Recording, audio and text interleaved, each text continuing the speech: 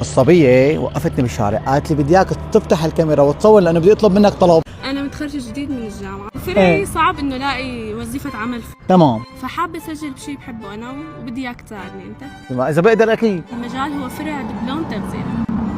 لا هيك انت صار بدك سفرة على ماليزيا، يعني انت بدك تسجلي دبلوم تغذية اساسا. دبلوم تغذية.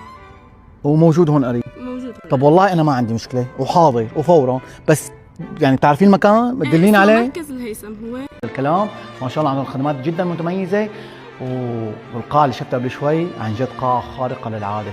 توقعتي؟ كل معلوماتك صح؟ تفضلي. يسلموا الايدين.